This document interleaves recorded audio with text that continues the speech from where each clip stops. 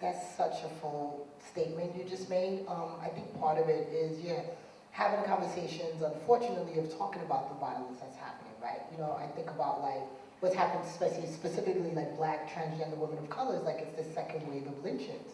You look at it, there's been 9, if not more, transgender women of color have been murdered so far this year. And you don't even talk about the transgender men, right? And the people who are in between. That conversation isn't had. So as we do have some people who are role models and are making it, we have to talk about the rest that aren't making it and have that conversation about intersectionality, that people can't get a job.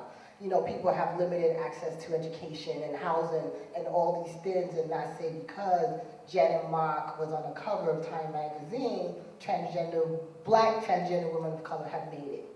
You know, so I think we have to have that comparison, and then also have to have conversation in terms of how do we ally with each other to make sure that we can all make it and not have certain segments of us be commodified or be the only voice to talk about this is what's happening. You know, like if we look at Black folks in the middle class, it was Bill Cosby. Now we're having a conversation about what Bill Cosby is doing and how he was raping all these people, and how just, you know, the identity of being proper isn't the only way for Black folks to be. So I think we have to break up the conversation and talk about the good, these two people, but what about the other 98%, and still push up and talk about how do we all make it, you know?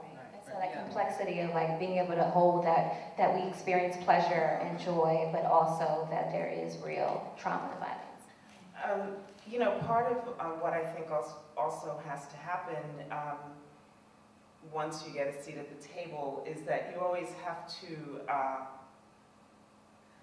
don't know, I can only speak for myself. I always have to let people know that at any given moment I'm willing to turn over the table. I'm just willing to turn it over or walk away from it, because the table didn't get me where I am, and also the table is not where the majority of people I care about sit. I feel like once you get to the table, that part of the work that you do that people don't see is how am I actively making space for other people to sit at that table. I do think that there's a certain seduction with the table that says, okay, I'm here, and so as the representative, I have now done the work. And so I think it's really important to continue to investigate your own privilege.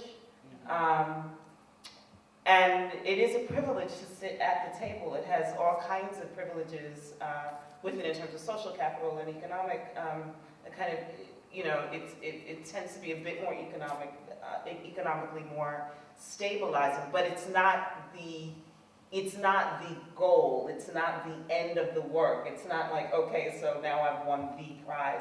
It's a different arena to enter in to do the work in another kind of way. So I want to open it up to, were you going to say something? Just a quick yes, thing please. of how some of these figures kind of also continue to manufacture this idea of femininity, or project this kind of very narrow, prism of femininity that you would hope that they could invite people to the table who could question that, or, you know, start to project something that is not so, you know, that doesn't kind of continue to undermine what is the self-esteem and sort of myriad way of being feminine for, you know, cisgendered women. Right. You know, so I feel like there has to be that space too. I mean, so because it's interesting that these are the transgender women that are getting this space, this platform. They actually continue to manufacture this, what some people might consider a regressive idea of femininity.